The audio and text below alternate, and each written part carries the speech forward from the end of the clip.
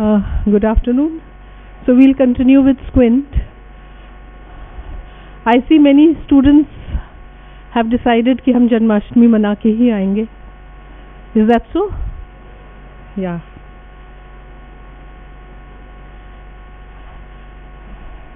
I totally understand. I was also a student once and मैं तो जाती थी तो फिर मतलब मेरे पेरेंट्स की कभी मेरे पेरेंट्स रोक लेते थे, कभी मुझे खुद ही नहीं आने का मन करता था, तो कभी कभी एक महीना हो जाता था.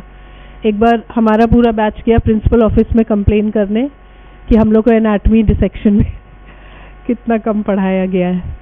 तो सब बच्चे सर ये नहीं पढ़ाया, सर वो नहीं पढ़ाया कर रहे थे. उसमें मैं भी बहुत ज़्यादा बोल रही थी, मुझे कोई सपोर्ट ही नहीं कर रहा था. जो चीज़ मैं कह रही थी ये भी नहीं पढ़ाया, ये भी नहीं. बाद में सबने बोला कि तुम तो एब्सेंट रहती हो, तुम चुप रहो, वो पढ़ाया जा चुका है. मैंने कहा तुम लोग बोल नहीं रहते, नहीं तुम तो एब्सेंट थी. But I use to do very well in exams, so teachers always liked me. So मेरा एब्सेंट वाला, या तो आप लोग बहुत अच्छा करिए तो खूब एब्सेंट रहिए, कोई फ़र्क नहीं पड़ता है, बट पढ़ लेना चाहिए. I was not a regular student but I was a very good student.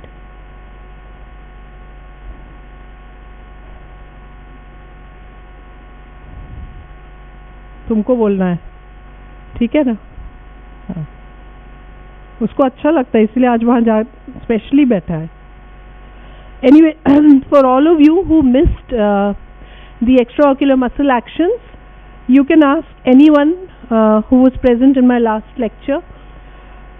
They will be able to tell you all the actions and along with two nice stories to go with it, which will help you remember it all the time.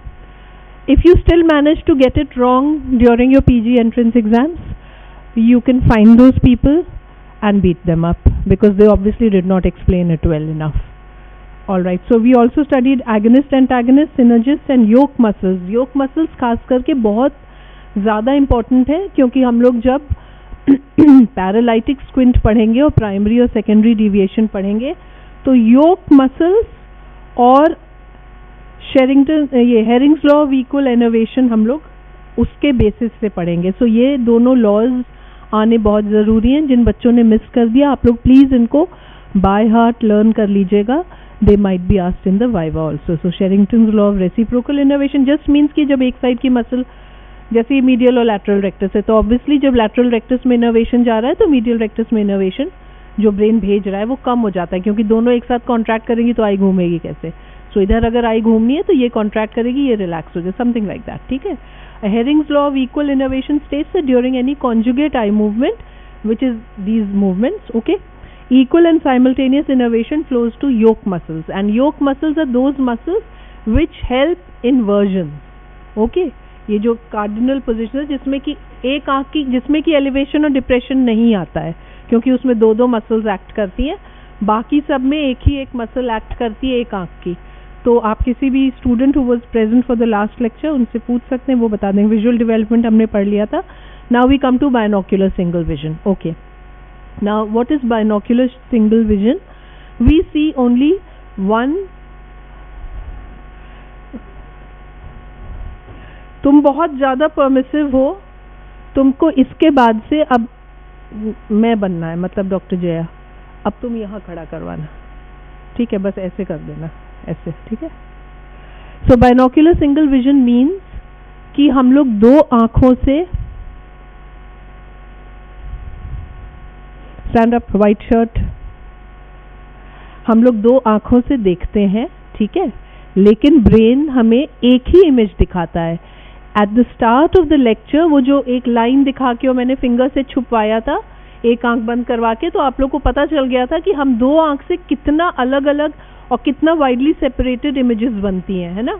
लेकिन हमें कभी भी ऐसा दो नहीं. अभी जो बच्चा खड़ा हुआ है मुझे एक ही दिख रहा है, बैठ जाओ, फ़ोन के मैसेजेस बेटा बाद में पढ़ लेना 1 घंटे बाद. ठीक है. हाँ. सो एक ही दिख रहा है. क्यों? क्योंकि हमारा जो ब्रेन है वो सिंगल दोनों आँख की इमेजेस को फ्यूज करके एक बना देता है. राइट. सो इसको बाइनोक्यूलर सिंगल विजन कहते हैं. दोनों आँख से देख रहे हैं लेकिन सिंगल विजन है. ठीक है. एक इमेज बनती है. इसके कुछ फ़ायदे हैं जो हम लोग पढ़ेंगे. इसके कुछ ग्रेड्स भी होते हैं. जैसे जिन बच्चों में बचपन से स्क्विंट है या कुछ ऐसा है तो जिनमें बाइनोक्यूलर सिंगल विजन नहीं है तो वो भी किस ग्रेड का नहीं है हमें पता चलता है। लोएस्ट ग्रेड एक होती है, वो तो होना ही होना चाहिए ना, फिर थोड़ा उससे हायर ग्रेड का और उससे हायर ग्रेड का, तो 3 ग्रेड्स होते हैं बाइनोक्यूलर सिंगल विजन के। फर्स्ट जो ग्रेड है वो है साइमल्टेनियस मैक्यूलर परसेप्शन, ठीक है, simultaneous macular perception, which means the ability to see two dissimilar images simultaneously and to superimpose them. जैसे कि हम नॉर्मली भी हम पिंजरे में चिड़िया देख लेते हैं, ठीक है, लेकिन ये तो हम नॉर्मली दोनों आंखों से, जैसे इससे पिंजरा और चिड़िया भी देख रहे हैं, इससे भी पिंजरा और चिड़िया देख रहे हैं। How do we test it? तो इसको टेस्ट करने के लिए एक इंस्ट्रूमेंट होता है जिसको कहते हैं synoptophore. Synoptophore is nothing but a tube kind of thing जिसमें ऐसे प्रिज्म्स लगे रहते हैं और ये दोनों आंखों में ऐसे करके आता है, ठीक है, और साइड में उसके स्लॉट्स होते हैं जिसमें हम जैसे बचपन में, नहीं तुम लोग के ज़माने में तो नहीं, बट हम लोग के ज़माने में ऐसे प्रोजेक्टर टाइप का होता था, उसमें हम डालते थे तो वो प्रोजेक्ट कर देता था। तो उस तरह के स्लॉट्स होते हैं जिसमें छोटी छोटी इमेजेस बनी रहती हैं जो आई में प्रोजेक्ट होती हैं। तो फर्स्ट ग्रेड टेस्ट करने के लिए दोनों स्लॉट में एकदम डिसिमिलर इमेज डाली जाती है, मतलब एक स्लॉट में हम चिड़िया डालेंगे और एक में पिंजरा डालेंगे, ठीक है। चिड़िया एंड पिंजरा are not my examples, they are standardised, alright. So अगर आपको first grade of binocular single vision बताना है, डिसिमिलर इमेज मतलब एकदम ही अलग अलग इमेजेस होंगी, तो आप उसको हमेशा चिड़िया और पिंजरा ही बताएंगे, ठीक है। और जिन लोगों को grade 1 of binocular single vision है, प्रेजेंट है उनमें, तो वो ब्रेन, क्योंकि एक आंख से उसको सिर्फ पिंजरा दिख रहा है। Red shirt please stand up, खड़े हो जाओ। क्या बात कर रहे थे? कर तो रहे थे, पानी तो सामने रखा है, ले लेते, उससे क्या पूछ रहे हो? तो तुमको बीच में सडनली लगा चलो मैं पानी मांगता हूं, पूरे क्लास को डिस्टर्ब, तुम जानते हो कि मैं देख लूंगी, तो बेटा उठा के पी लो यार, तुम मत पीना उसका पानी, फिर खड़े रहो, तुम पियो भी मत, पी लो, ठीक है। तो एक आंख से जब सिनोप्टोफोर में ऐसे करके पेशेंट में बाद में फोटो भी है देख रहा है, तो एक आंख में जिसमें हमने स्लॉट पिंजरे वाला लगाया उसको इससे सिर्फ पिंजरा दिख रहा है और इससे सिर्फ चिड़िया। जिनमें ग्रेड 1 प्रेजेंट है वो जब देखेंगे तो वो बोलेंगे कि हाँ हमको चिड़िया और पिंजरा अंदर दिख रहा है। कभी कभी थोड़ा सा बाहर रहता है तो वो मशीन से इनको पास लाके या दूर जाके फ्यूजन करके पिंजरे को चिड़िया के अंदर, चिड़िया को पिंजरे के अंदर कर लेते हैं ऐसे, ठीक है। So basically simultaneous macular perception. So the first grade is simultaneous macular perception of dissimilar images. तुमने इसको खड़ा कर दिया, ये तो अच्छा स्टूडेंट है, फर्स्ट बेंचर, मैंने देखा ही नहीं बेचारा। मैंने नहीं बोला था, अपनी मर्जी से कर रहा था, मैंने तो बोला था सबको अंदर करना। मतलब इसका हिम्मत बढ़ती जा रही है, थोड़ी देर में आके पढ़ाने लगेगा और मुझे ऐसे ऐसे करेगा, बैठो बैठो। So simultaneous, so which is the first grade? Simultaneous macular perception. Images कैसी होती हैं? डिसिमिलर। कौन सी इमेज बोलेंगे आप? चिड़िया और पिंजरा। जो अंग्रेज लोग हैं वो बर्ड और केज बोल सकते हैं, ठीक है।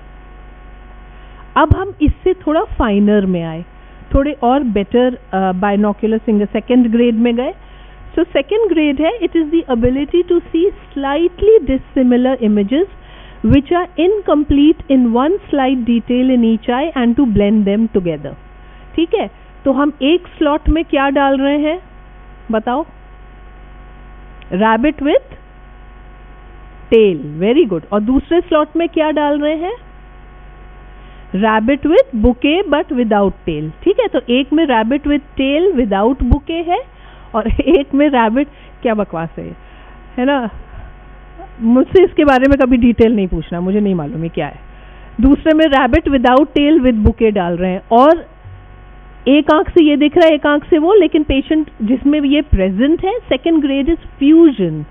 सो ये स्लाइटली डिसिमिलर इमेजेस को फ्यूज करके ब्रेन एक इमेज बनाएगा जिसमें हमको कंप्लीट पिक्चर क्या दिखेगी? Rabbit with bouquet and tail, okay.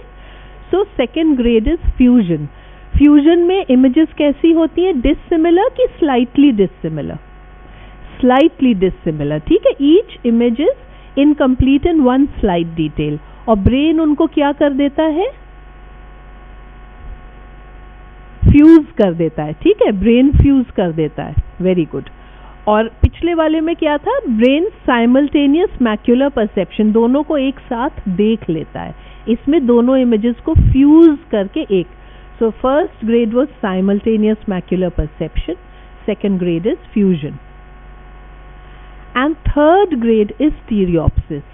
अगर हम सबका इनिशियल लेटर बस देखें तो simultaneous macular perception, fusion and stereopsis, SFS, याद रखने के लिए. ठीक है, ये फ्रैंकली मैंने 20 साल से मैं पढ़ा रही हूँ, मैंने तो आज तक नहीं सुना कि किसी एग्जाम में, थियोरी में या वाइवा में अंडर ग्रेजुएट लेवल पे ये पूछा जाए, पर मैं पढ़ाए जा रही हूँ, पता नहीं, मुझे जस्ट हटा देना चाहिए इसको.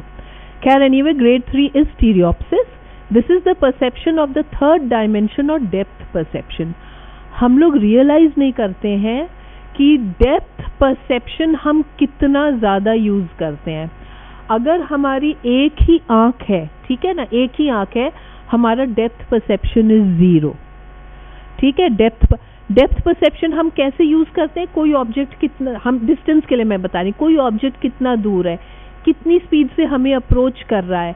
डेप्थ परसेप्शन के बहुत सारे क्यूज हैं. जैसे जिन लोग वन आइड हो जाते हैं वो डेप्थ परसेप्शन के लिए अदर क्यूज यूज करने लगते हैं, जैसे कि कोई ऑब्जेक्ट दूर जाने से कितना छोटा हो गया. ठीक है, ठीक है ना. So for near depth perception आप लोग को पता चलेगा. आप सब लोग एक 2 पेन लीजिए, हाथ में 2 पेन लीजिए. हाँ, अपने फ्रेंड से ले लो, एक बच्चा कोई कर ले. जो बदमाश वाला है वो ले लो, जो सीधवा वाला है दे दो. और क्या, कुछ होते हैं बच्चे सीधे टाइप के, सीधवा टाइप के. देखे कौन कौन सीधे, कितना सीधा है बेचारा, कोई देखने में उसको बोलेगा हट्टा कट्टा. ले लिया उसका पेन, ले लिया. चलो, अब तुम लोग को बहुत सिंपल एक काम करना है. पेन का ढक्कन खोल दो, दोनों जो उसका पॉइंटेड टिप है उसको ऐसे रखो. ठीक है, रीडिंग डिस्टेंस पे. अब एक आंख बंद कर लो और उसके दोनों टिप को ऐसे छुलाने की कोशिश करो, एक आंख बंद करके. ठीक है, छुलाओ. अब दोनों आंख खोल के अब छुलाओ, दोनों आंख खोल के अब छुलाओ. Which was easier? दोनों आंख खोल के, है ना. क्या किसी को एक आंख से बेटर लग रहा था क्या? ऐसा भी था क्या? नहीं ना. ये हम लोग को कब पता चलता है? देखो, जितना कोई चीज ना मैग्निफाइड हो जाती है, हमें डेप्थ परसेप्शन का दिक्कत आने लगती है. So as a surgeon I am telling you, हम लोग ऑपरेट करते हैं माइक्रोस्कोप पे. ठीक है, हम मेनी टाइम्स मैग्निफाइड इमेज पे ऑपरेट करते हैं, बिकॉज हमको इतना माइक्रॉन्स में डील करना होता है, तो हम लोग मेनी टाइम्स आई को मैग्नीफाई करके करते हैं. अगर एक साइड का ऑक्यूलर थोड़ा भी गंदा होता है, हम लोग को तुरंत पता चल जाता है, बिकॉज हमारी डेप्थ परसेप्शन खत्म होने लगती है. ठीक है, सो आपको डेप्थ, या दूसरा मैं ऑफ्थेल्मोलॉजी का एग्जांपल देती हूँ. हम लोग फंडस देखने के लिए, फंडस मतलब प्यूपल के थ्रू रेटिना देखने के लिए 2 इंस्ट्रूमेंट्स यूज करते हैं. एक सिंपल टाइप का है डायरेक्ट ऑफ्थेल्मोस्कोप, टॉर्च टाइप का होता है, हाथ में ऐसे करके और ऐसे जाके देखते हैं. ठीक है, तो एक आंख बंद करते, एक आंख को उससे होल पे लगा के और ऐसे करके देखते हैं, तो हम एक ही आंख से देखते हैं. और दूसरा इनडायरेक्ट ऑफ्थेल्मोस्कोप होता है, उसको यहाँ पे लगा के दोनों आंख से, और एक लेंस आंख में पकड़ के दोनों आंख से ऐसे करके देखते हैं. ठीक है, डायरेक्ट ऑफ्थेल्मोस्कोप से, ठीक है, उसकी जो भी हमें दिखता है, हमें कभी डेप्थ नहीं पता चलती है. अगर किसी को पैपिलिडीमा है, पैपिलिडीमा मतलब ऑप्टिक डिस्क की स्वेलिंग है, हमें दिखेगी ऑप्टिक डिस्क लाल है, एकदम रेड है, उसके मार्जिन्स ब्लर्ड है, बट हमको वो स्वेलिंग परसीव नहीं होगी, हम लोग को सब चीज़ फ्लैट लगेगा. और अगर हम उसी ऑप्टिक डिस्क या पैपिलिडीमा को हम इनडायरेक्ट ऑफ्थेल्मोस्कोप से देखते हैं, जब हम दोनों आंख से देख रहे हैं, तो हम लोग को पूरा रेटिना ऐसे दिखता है और ऑप्टिक डिस्क इतनी ऊपर दिखेगी. इतना मतलब लगेगा कि ये ऑप्टिक डिस्क कितनी स्वोलन है. So we can, these small ways, you know, we never realise. ये पेन एंड ये वाला तो बहुत है. Try to thread a needle with one eye, just try, you will find it extremely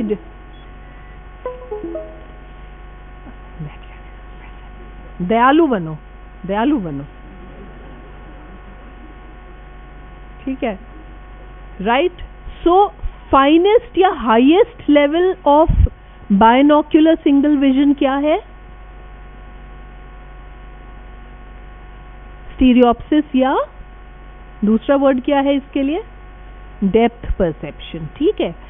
that is why, do you know any famous personality who was one eyed? कौन है? ये हो नहीं जानते हो, वो नहीं जानते हो, तुम लोग जानते क्या हो भाई? न पढ़ाई जानते हो, न कुछ और जानते हो, कुछ नहीं जानते हो। अरे कोई फेमस, माना कि तुम लोग बहुत बेचारे सब 2000 के बाद पैदा हुए होगे, पर इसका क्या मतलब है?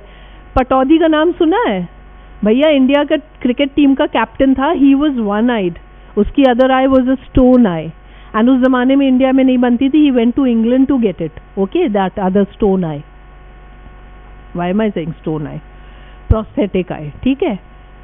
He was such an amazing batsman. Now you just imagine that ball coming so fast. We need the two eyes to judge the distance of the ball from the bat and the speed at which it is approaching. And with a single eye, he would play the fast bowlers and everything. I mean, amazing adaptation.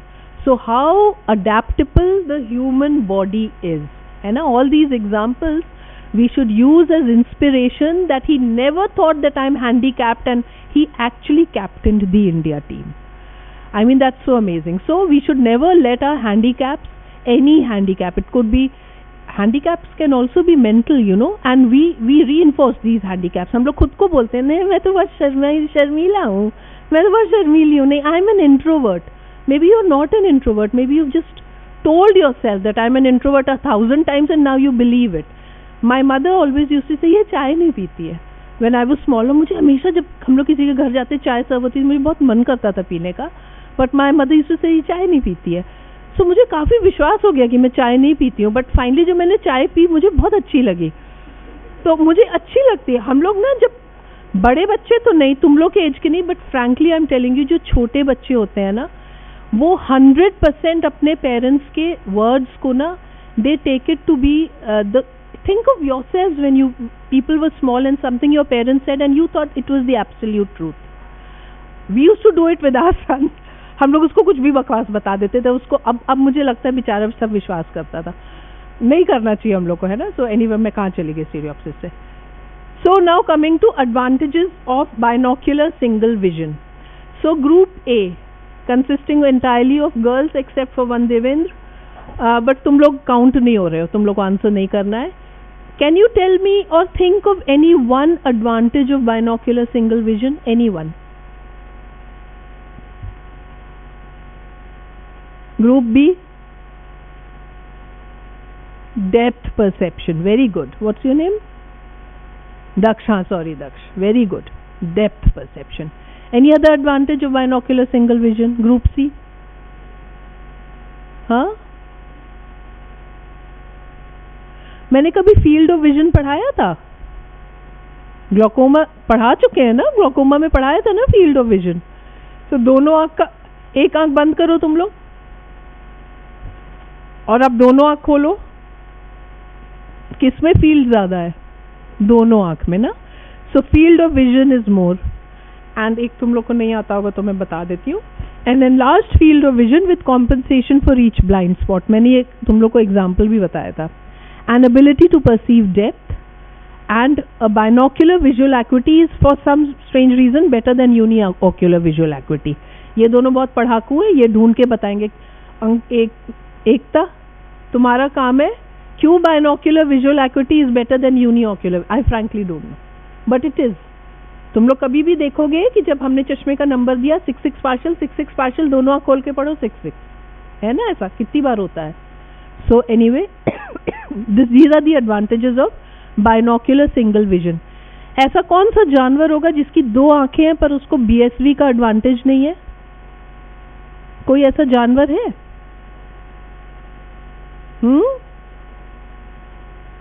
कोई भी ऐसा जानवर जिसकी आंखें यहाँ यहाँ होती हैं और सामने नहीं होती हैं? हाँ, हॉर्स, हॉर्स की एकदम साइड में होती है। काऊ, काऊ की तो सामने ही होती है। Dear, dear,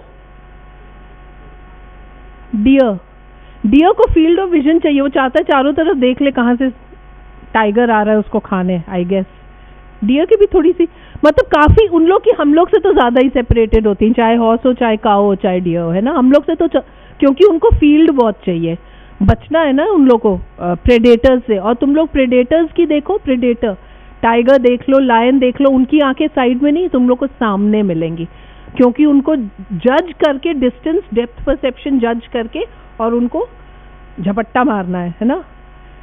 so anyway, now we come to squint. आज हम लोग दो तरह के स्क्विंट पढ़ेंगे, अपैरेंट और pseudo squint, and latent squint और heterophoria. Phoria is latent squint. Phoria is latent squint जो कि है लेकिन दिखाई नहीं देता जब तक कि हम उसे ढूंढे नहीं। मैनिफेस्ट स्क्विंटिस जो है दिखाई दे रहा है, जैसे इस बच्चे में, ठीक है, और उसको ट्रोपिया कहते हैं। So manifest squint is ट्रोपिया।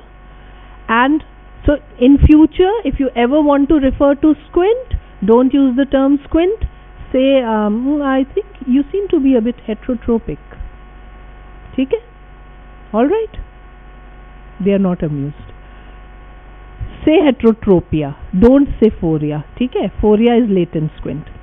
So squint is a condition in which only one of the visual axes is what was the visual axis, by the way? The line joining the, anyone? Line joining the, anyone? लिखवाया तो था ही नहीं मैंने, या शायद लिखवाया था। Line joining, yes, the girl in the white T shirt. हाँ बताओ बेटा।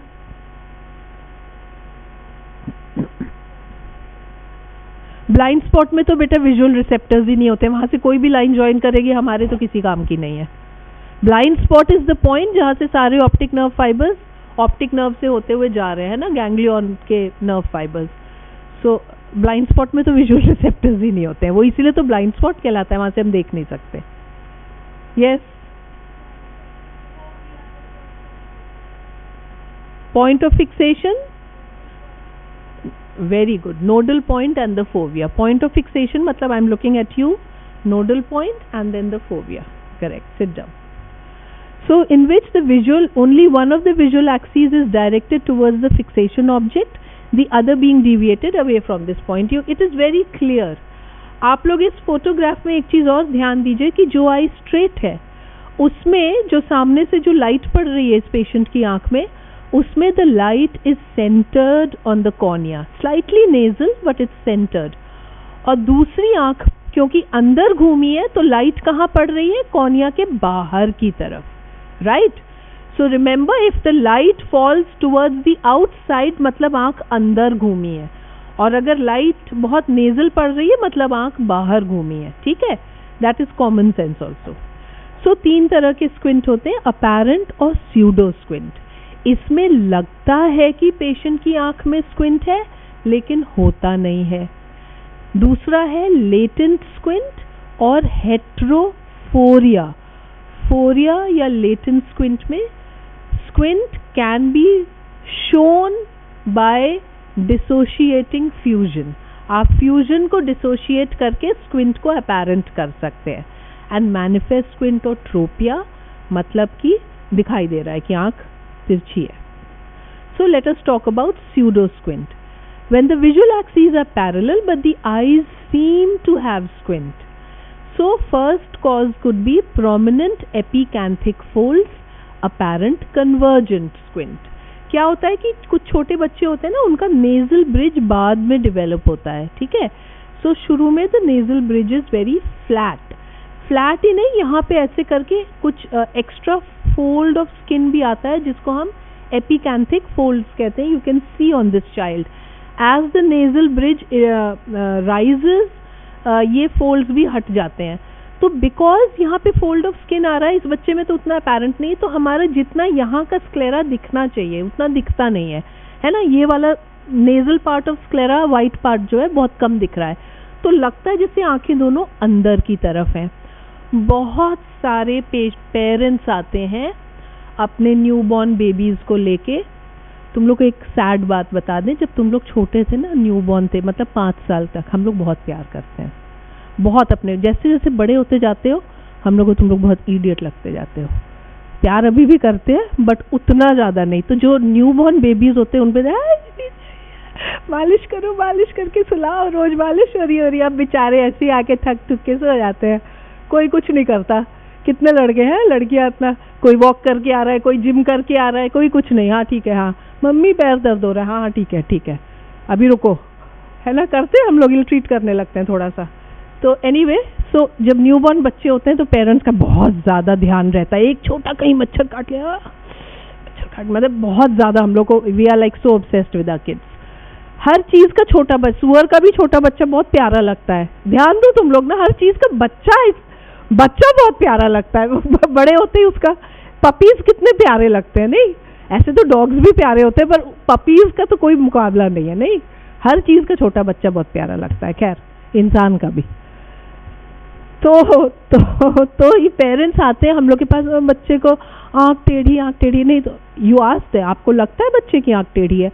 नहीं, जो देखता है सब कहते हैं, मतलब अब यू कैन इमेजिन, है ना, इनका बच्चा सुंदर सा है, बगल पड़ोस वाली आके, आय दैया बच्चे का आँखवा तो टेढ़ा के, वैसन देखा। सी आई एम यूपी का, है ना, एंड हाफ बिहार का, so I can't speak the Rajasthani language, please forgive me, otherwise I would have said that, but मेरे मुंह से फिर वो यूपी की ठेठ भाषा निकलती है या बिहार की, I don't know, some mixture I speak. तो एनीवे, बच्ची की आंख तो टेढ़ी बा। सो हम लोग इसको कैसे टेस्ट करेंगे? How can you convince? पहले तो कन्विंस योरसेल्फ कि सच में बच्चे को इज़ोट्रोपिया नहीं है। वेरी सिंपल, एक बच्चे के सामने आप ऐसे करके टॉर्च जलाइए एंड देखिए कि उस टॉर्च का ये जो कॉर्नियल रिफ्लेक्स है ये कहाँ पड़ रहा है। अब इस बच्चे का आप देखेंगे एब्सोल्युटली सेंटर में पड़ रहा है। अगर इसकी आंखें अंदर घूमी होती तो कॉर्नियल रिफ्लेक्स कॉर्निया के बाहर की तरफ पड़ता, ठीक है, बाहर की तरफ नहीं पड़ रहा है।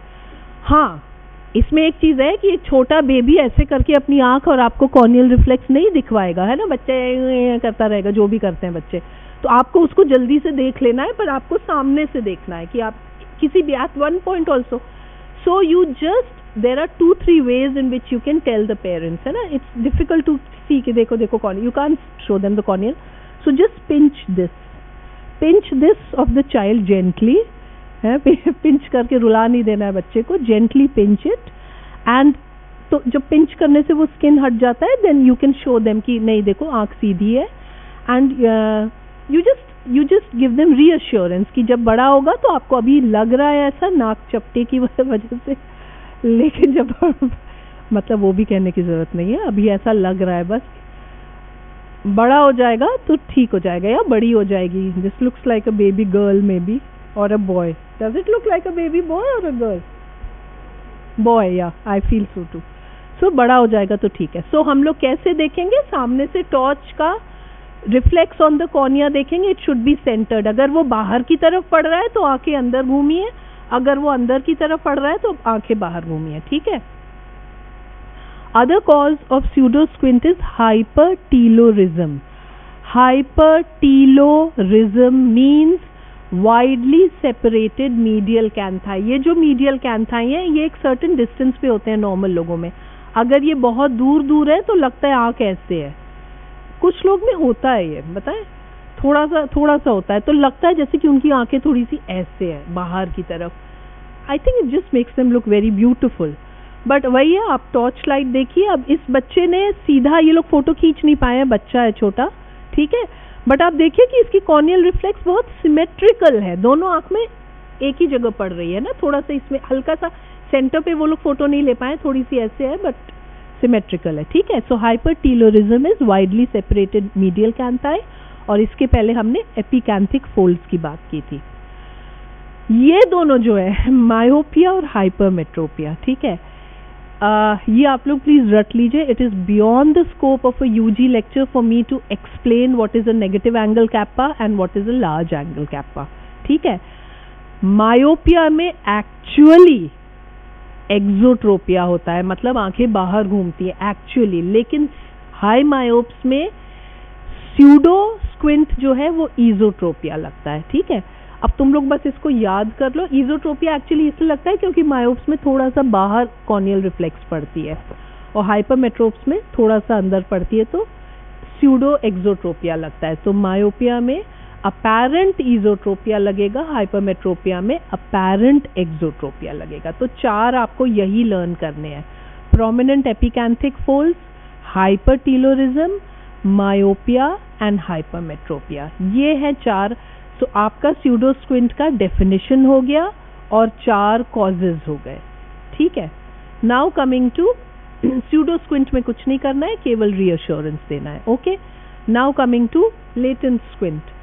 Latent squint, in this there is a tendency for the eyes to deviate, but this is prevented by the fusion mechanism to get binocular single vision. हमारा ब्रेन जानता है कि बाइनोक्यूलर सिंगल विजन के बहुत सारे एडवांटेजेस हैं. अभी तक तो मेरा ही ब्रेन जानता था, अब आज के लेक्चर के बाद आपका भी ब्रेन जानता है कि बाइनोक्यूलर सिंगल विजन के 3 एडवांटेजेस हैं. क्या है? डेप्थ परसेप्शन उन लोग ने चुरा लिया, इजी वाला. Yes. Bigger visual field and compensating for each blind spot, better binocular visual acuity. ठीक है. सो सब हम लोग अब ये जानते हैं. ठीक है. सो लेटेंट स्क्विंट में there is a tendency for the eyes to deviate. How does the patient present? अपने बच्चे को लेके आएंगे. अब बच्चा थोड़ा बड़ा हो गया है ना, 4-5 साल का, तो उतना ज़्यादा पेरेंट्स का ऑब्सेशन नहीं है अभी भी. 5 साल तक बहुत ऑब्सेशन रहता है अपने बच्चों से, उसके बाद हम लोग पीटने लगते हैं. How many of you have actually been खाउड मार from your parents? I think आजकल के पेरेंट्स तो मारते नहीं है. 1, 2, 3, 4 ऑनेस्ट गर्ल्स. मैं मान ही नहीं सकती कि एक भी लड़के को मार नहीं पड़ी है. तुम लोग को मारती ही नहीं है एक बच्चा लिखते लिखते भी, हाँ मैंने खाई है, और तुम लोग को मारती ही नहीं है पेरेंट्स. मैंने अपने बेटे को 5th के बाद नहीं मारा होगा. 5th के पहले मैंने उसको मारा है पीठ पे, लेकिन पर मैंने मारा. होमवर्क नहीं करता था मैं. बाद में मुझे बहुत अच्छा एक आइडिया मिल गई, मैं उसका होमवर्क खुद कर देती थी. उससे एक लाइन लिखवाती थी कि देख लो उसको आता है कि नहीं. अगर उसको आता था then I would just finish, because मुझे लगता था क्या टॉर्चर है 5 साल के बच्चे के लिए कि बैठ के पेजेस ऑफ अब लिख रहा है, उसकी उंगली टेढ़ी हो जाएगी. तो मैं उसको एक लाइन लिखवाती थी, वो लिख लेता था. उसके बाद न मुझे स्ट्रेस हो रहा है कि मार रहे हैं, पीट रहे हैं, कॉपी फेंक रहे हैं, कुछ नहीं, लिख देते थे. My sister got to know and she was like I can't believe तुम लोग इस तरह के पेरेंट्स. ऐसे ना हम लोग हैं, तुम लोग भी यही करना. एक लाइन देख लेना, आना चाहिए ना बच्चे को. उसको टॉर्चर करके उसका बचपन थोड़ी ना नष्ट कर देना है. तो बस बाकी लिख दिया करो. मैं बता रही हूँ, बहुत अच्छा ट्रिक था. उसके बाद हम लोग के स्कूल ईयर्स बहुत अच्छे गए और उसकी अटेंडेंस भी 50% ही रहती थी. हम लोग जब पेरेंट टीचर मीटिंग में जाते थे पहले ही टीचर्स बैठी रहती थी. Look at his attendance. अब हम लोग क्या करें, हम ही लोग नहीं भेजते थे. आधे टाइम हम ही लोग है, बेचारा सो रहा है, कितना प्यारा लग रहा है सोते हुए, छोड़ दो. This is all for smaller classes please, हाँ, not bigger classes, all for smaller classes. So anyway,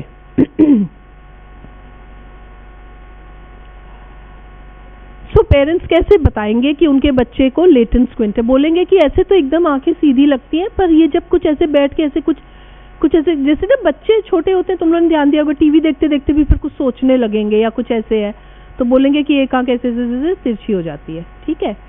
दूसरा एग्जाम्पल रहेगा कि बच्चा बीमार था या कुछ था तो लग रहा था उसकी एक आंख टेढ़ी हो रही है. तीसरा एग्जाम्पल अडल्ट्स में भी मिलता है.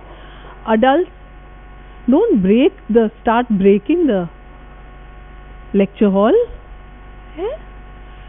अडल्ट्स में मिलेगा आप लोग को कि तुम लोग के एज ग्रुप का भी बता रहे हैं कि जब एग्जाम टाइम है और ज़्यादा पढ़ना पड़ता है, देयर इज अ टिपिकल, तुम लोग बोलोगे जैसे the letters are running together. थोड़ी देर के बाद कि हमने 2-3 घंटे पढ़ा, इतना तो तुम लोग नहीं पढ़ते हो, बट सपोजिंग एग्जाम के लिए गलती से अब पढ़ना पड़ रहा है, तो 2-3 घंटे मैम पढ़ा, उसके सब लग रहा था जैसे सारे लेटर्स ऐसे दे आर रनिंग टुगेदर, ठीक है, you feel that all the letters are getting mixed. फिर तुम लोग थोड़ा आंख ऐसे से करोगे, फिर सब लाइंस अलग अलग दिखेंगी, फिर थोड़ी देर बाद लगेगा जैसे, and I will tell you the reason later, ठीक है। सो एनीवे, आई स्ट्रेट होती हैं ताकि बाइनोक्यूलर सिंगल विजन हो, लेकिन अगर फ्यूजन हम कैसे लेटेंट स्क्विंट को मैनिफेस्ट करा सकते हैं, मैंने आप लोग को पहले भी बताया था। सबसे आसान तरीका है कि आप फ्यूजन को डिसोशिएट कर दीजिए, फ्यूजन, ठीक है। फ्यूजन को कैसे डिसोशिएट कर सकते हैं, आप एक आंख से एक इमेज दिखाइए, दूसरे आंख से दूसरी इमेज, और इसका सबसे आसान तरीका है, I just tell you, but under conditions of stress, exam, और व्हेन फ्यूजन इज इंटरप्टेड, दो ये कंडीशंस है, ठीक है, और in conditions of inattention also, ठीक है। मुझे एक और लिखना चाहिए, जैसे छोटे बच्चे ऐसे सोच रहे हैं कुछ, एक आंख बाहर चली गई, स्ट्रेस है, बीमारी, बहुत ज्यादा क्लोज वर्क करना for many hours, all these are conditions of stress for the eye. Our eyes are not made to do close work, remember that. There is a deluge of myopia these days because everyone is constantly on their devices. हम लोग के ज़माने में इतना myopia नहीं होता था, अब धीरे धीरे मुझे तो लग रहा है छोटे छोटे बच्चे आ रहे हैं, पेरेंट्स ने चश्मा नहीं लगाया और बच्चों का -3 -4, so common. So our eyes are made to look at a distance. Pass ठीक है, but mainly at a distance. Whenever there is an exam और तुम लोग भी पढ़ते हो and you feel your eyes are getting tired, go to a window, look at a distance, ठीक है। That is very relaxing for the eyes because जो constantly ciliary muscle contract करके और eyes को पास रख के और आपको पास का दिखा रहे हैं, वो relax हो जाती हैं, ठीक है। So that is one thing you people can do for every hour you study, 5 minutes of relaxation by looking at a distance, okay.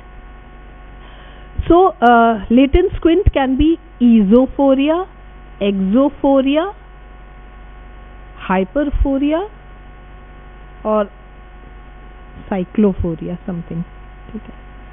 Anyway, symptoms of latent squint, blurring of vision especially in times of fatigue, ठीक है। So जो मैंने आप लोग का exam का example दिया था, headache और eye strain, intermittent diplopia due to exhaustion of the fusional reserve।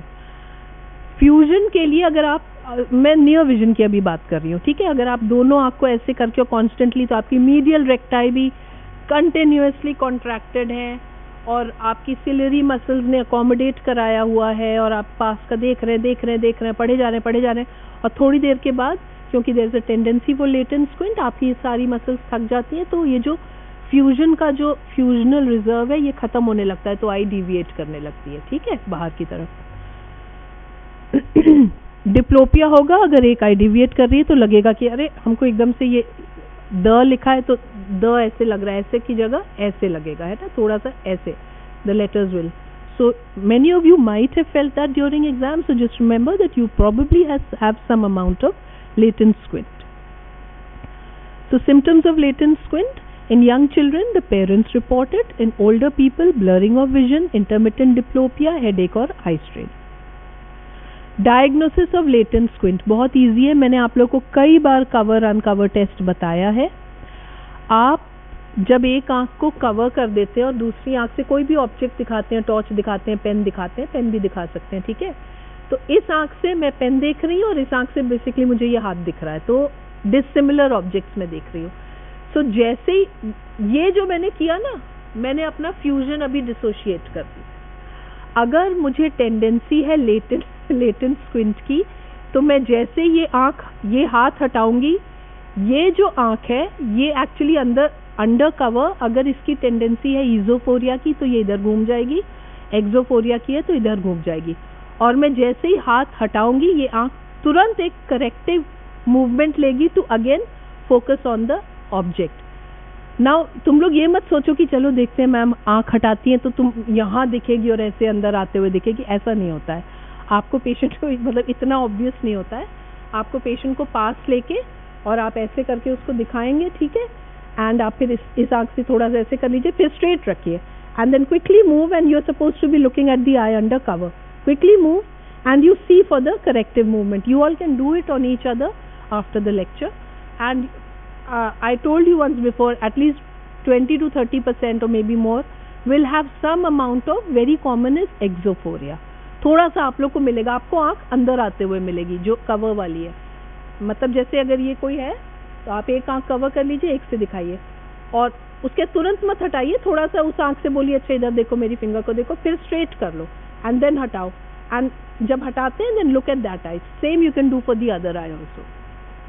So here they have shown कि first is orthophoric, under cover the eye did not shift. Second is exophoria, under cover you, cover को इन लोग ने translucent दिखाया ताकि हमको आंख दिखे, cover should be opaque. So under cover the eye has exophoria tha, so it has turned outside. Why has it turned outside? Because we have dissociated fusion. Why have we dissociated fusion? Because एक आंख से वो उंगली देख रहा है, दूसरे आंख से ब्लॉक को देख रहा है, and as soon as you remove the cover, the eye makes a quick inward movement to become straight again. Last is esophoria. Under cover the eye deviates medially. As soon as you remove the cover, the eye makes a quick outward movement to become straight again. So now all of you have the knowledge to detect phorias, and you should do it on your roommates, your batchmates, and you can see how many phorias you can detect. We'll know also kitne percentage. Second is Maddox rod. Maddox rod also works on exactly the same principle by making the person see dissimilar objects. Yeah, ठीक है। तो Maddox rod is, what is Maddox rod? Red color का होता है। It is a series of high plus cylinders that are set in parallel. Maddox rod करता क्या है? Maddox rod में अगर ऐसे ऐसे हमने rods को orient किया है और हमने इस आँख, हम कैसे भी रख सकते हैं ना भाई, गोल है तो हम ऐसे भी रख सकते हैं और ऐसे भी रख सकते हैं, ठीक है। अगर हमने ऐसे रखा है तो पॉइंट सोर्स ऑफ लाइट को वो रॉड का जो ओरिएंटेशन है उससे राइट एंगल्स पे लाइन बना देगा, ठीक है। अगर हमने रॉड्स को ऐसे रखा है तो ऐसे लाइन बना देगा, ठीक है। तो मैडक्स रॉड को हम हॉरिजॉन्टल रखते हैं ईजो एक्सोफोरिया देखने के लिए, और एक आंख के सामने रख देंगे। मैडक्स रॉड यहाँ है हम लोग के क्लिनिक्स में, जो बच्चे आ रहे हैं आप एक दूसरे में करके देख सकते हैं, और हम सामने से लाइट जलाते हैं। आप डिस्टेंस से भी कर सकते हैं, ये 33 सेंटीमीटर से भी कर सकते हैं। तो आप सामने से लाइट जलाइए, उससे पूछिए उसको क्या दिख रहा है, ठीक है। पहले तो एक आंख बंद करा के सिर्फ मैडक्स रॉड से दिखा सकते हो, तो वो बोलेगा कि ये जो टॉर्च है ये मुझे एक लाइन दिख रहा है, ठीक है। टॉर्च की लाइट गोल दिखनी चाहिए ना, उसको लाइन दिखेगी जो मैंने रेड कलर से यहाँ दिखाया है। ये पेशेंट जो है ये अपनी लेफ्ट आई से गोल्ड टॉर्च की लाइट देख रहा है और राइट आई से रेड लाइन देख रहा है जिसके सामने मैडक्स रॉड है।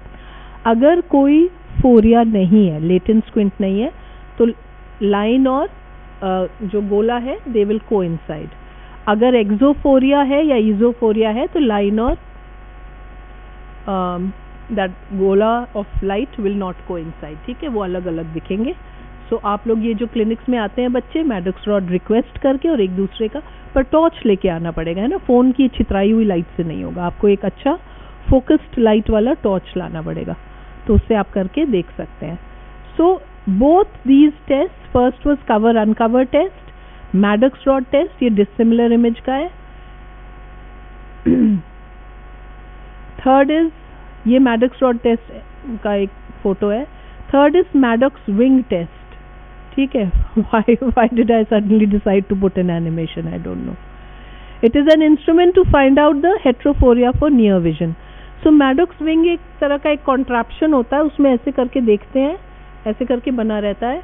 एक आंख से हमको ये रेड और वाइट एरो दिखेगी, ठीक है, और एक आंख से हमको हॉरिजॉन्टल और वर्टिकल नंबर्स दिखेंगे, और उसके बाद हम पेशेंट से पूछेंगे कि रेड एरो और white arrow is pointing to which numbers.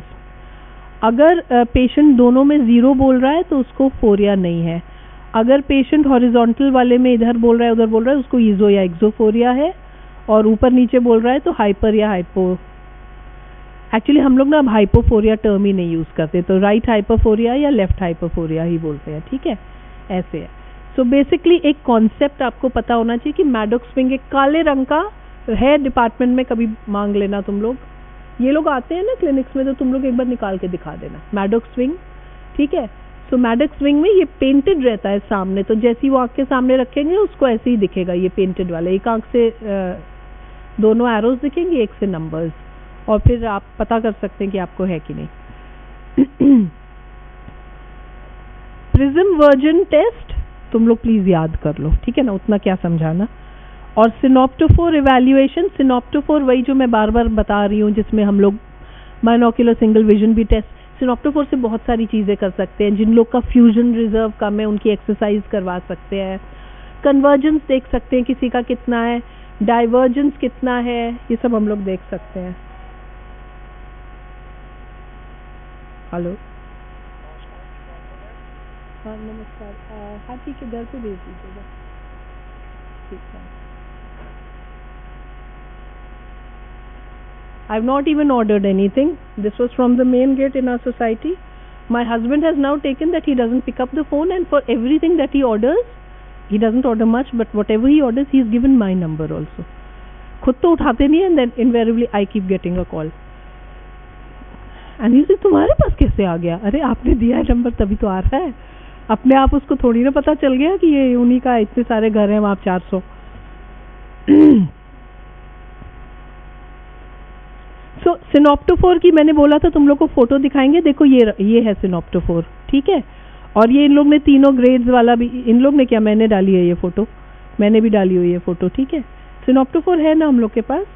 सिनॉप्टोफोर आज मुझे 20 साल हो गए काम करते हुए, मैंने आज तक एक भी मेडिकल कॉलेज नहीं देखा जहाँ सिनॉप्टोफोर काम करता हो। लिटरली वो हमेशा आउट ऑफ ऑर्डर रहता है, यहाँ भी नहीं काम करता है, थैंक गॉड, थैंक गॉड, मतलब नहीं तो एबरेशन हो जाता। और फ्रैंकली किसी को काम करवाना भी नहीं आता है, ये भी है सच थोड़ा सा, है ना, टू सम एक्सटेंट। बेसिक्स आते हैं बट बहुत ज़्यादा मैंने कभी नहीं देखा है। So treatment for latent squint, no treatment required for small degrees of heterophoria with no symptoms. आप लोग, ठीक है, अगर आपको लग रहा है कि पेशेंट में रिफ्रैक्टिव एरर है तो रिफ्रैक्टिव करेक्शन दे दीजिए। Refractive error means myopia, hypermetropia, presbyopia, astigmatism. Is that correct? Is that correct or not? Is my statement correct? Refractive errors consist of myopia, hypermetropia, astigmatism and presbyopia. Why? हाँ? क्या? Presbyopia नहीं होता है, very good. Presbyopia is not a refractive error, ठीक है, it's an error of accommodation. Orthoptic exercises with the help of synoptophore, synoptophore से आप orthoptic exercises मतलब आंख की एक्सरसाइज करवा सकते हैं, इतना ही जानो बस। एक्सरसाइज विथ प्रिज्म्स करा सकते हैं, relief of symptoms with prism करा सकते हैं। इसके बारे में मैं थोड़ा सा बता देती हूँ। ये जो प्रिज्म होते हैं ना, अगर हम आंख के सामने प्रिज्म डालें, अब आप लोग को प्रिज्म के बारे में पता होगा, उसका एक बेस होता है और एक एपेक्स होता है, ठीक है, इज दैट क्लियर? तो जब भी हम प्रिज्म को, सपोजिंग मैं इस उंगली को देख रही हूँ, ठीक है, और मैंने apex towards the nose and base outside, पता नहीं क्यों प्रिज्म को बोलते हैं, उस प्रिज्म किस ओरिएंटेशन में है उसके बेस के हिसाब से बोलते हैं। सो इफ आई से I have kept a base out prism in front of my left I, that means apex इधर है और बेस इधर है, ठीक है। सो प्रिज्म ऐसे मैंने प्लेस किया, तो जैसे ही ऐसे प्लेस किया, प्रिज्म के एपेक्स की तरफ जो इमेज इन एयर है वो शिफ्ट हो जाएगी, डिपेंडिंग ऑन इमेज का कितना पावर है उतना ज़्यादा शिफ्ट होगी। सो अगर फिंगर इधर है और मैंने एपेक्स इधर रख के प्रिज्म अपनी आँख के सामने, तो मेरी फिंगर किधर शिफ्ट होगी, हाथ से बताओ तुम लोग। एपेक्स इधर रखा है, बेस इधर रखा है, और मैं इसको देख रही हूँ, so it will correct, it will shift this side, right. So supposing किसी को लेटेंट स्क्विंट है, ईजोफोरिया है, तो हम रिलीविंग प्रिज्म में एपेक्स किस साइड रखेंगे और एडवर्स प्रिज्म में एपेक्स किस साइड रखेंगे? Let me see who can answer. Esophoria है पेशेंट को, ईजोफोरिया में आंख किधर घूमती है, अंदर की बाहर? अंदर, नेजली, वेरी गुड। सो रिलीविंग प्रिज्म में हम एपेक्स किधर रखेंगे? रिलीविंग प्रिज्म में बाहर की तरफ रखेंगे, और एडवर्स प्रिज्म में क्यों उल्टा क्यों बोल रहे हो? सोचो उसकी आंख इधर घूमी है, तो इजंट इट इजी कि हम जो ये आंख तो स्ट्रेट है, तो ये आंख थोड़ी सी इधर घूमी है, मतलब उसका विजुअल एक्सिस इधर है। तो सबसे आसान तरीका है कि विजुअल एक्सिस इधर है तो हम ऑब्जेक्ट को भी थोड़ा सा, ऑब्जेक्ट मतलब जो इमेज है, जो इमेज ब्रेन में बन रही है सपोजिंग, या इमेज इन दी एयर मान लो, उसको इधर करा दें। तो अगर हमको रिलीविंग प्रिज्म देना है तो हम एपेक्स को टुवर्ड्स द डिविएशन रखेंगे, मतलब अगर ईजोफोरिया है तो हम एपेक्स भी इधर ही रखेंगे, तो इधर शिफ्ट हो जाएगी उसकी इमेज, तो हमें स्ट्रेट दिखेगी। ठीक है, मैं बहुत बेसिक वे में बता रही हूँ, एक्चुअली उसका जो रेटिना पे जो इमेज है ना वो ऑपोजिट साइड शिफ्ट होती है, तो ये वाली इधर शिफ्ट हो जाती है एनीवे। और अगर एडवर्स प्रिज्म है, हम चाहते हैं कि पेशेंट कोशिश करे, तो हम एपेक्स को ऑपोजिट टू द डिविएशन रख, ठीक है, इन फोरिया। अगर डिविएशन बहुत लार्ज है और पेशेंट को बहुत frequently diplopia, headache, eye strain ये सब हो रहा है, जैसे जिसने पिंक पहना है उसको हो रहा है, आधे घंटे से ऐसे करके बैठी हुई है, तो हम ऑपरेटिव ट्रीटमेंट कर सकते हैं। ठीक है, जस्ट लाइक स्क्विंट सर्जरी हम स्क्विंट करेंगे। So I will quickly revise this. Please call Santosh if he is outside. So pseudo squint means patient को स्क्विंट है नहीं लेकिन लगता है कि स्क्विंट है। कॉजेज आप लोग जल्दी जल्दी मेरे साथ पढ़िए। First is prominent epicanthic folds, only this section is speaking. वो सेक्शन तो सो गया है, ये आधा सो गया। भैया बोलिए आप लोग, तुम लोग चुप रहना। हाँ बोलिए। सेकेंड इज टीलोरिज्म, वेरी गुड, आप लोग बोलिए। एंड मायोपिया में अपेरेंट स्क्विंट कौन सा मिलेगा? ईजो। हाइपर में एक्सो। ये रियल स्क्विंट है? नहीं। हमें क्या ट्रीटमेंट देना है? Very good, this section is doing so well today. Reassurance, मुझे हमेशा करेक्ट आंसर यहाँ से सुनाई दे जा रहा है, अनलेस कि तुम लोग बहुत सॉफ्टली बोल रहे हो। रीअश्योरेंस, ठीक है, reassurance. Now we come to latent squint. Latent squint में आंख तिरछी दिखती है? Very good. कब दिखेगी आंख तिरछी? व्हेन वी फ्यूजन को डिसोशिएट कर दे। फ्यूजन का डिसोशिएट करने का सबसे आसान तरीका क्या है? डिसिमिलर इमेजेस दिखाएं दोनों आंखों को। Very good, very nice. Symptoms है blurring, headache, diplopia, intermittent diplopia. Cover uncover test करेंगे, मैडॉक्स रॉड टेस्ट करेंगे, मैडॉक्स विंग टेस्ट करेंगे, प्रिज्म वर्जेंस टेस्ट आप लोग लर्न कर लीजिए, सिनॉप्टोफोर इवैल्यूएशन रट लीजिए। Treatment, no treatment, refractive correction, orthoptic exercises with synoptophore, exercise with adverse prism, relief with relieving prisms, and operative treatment as a last resort.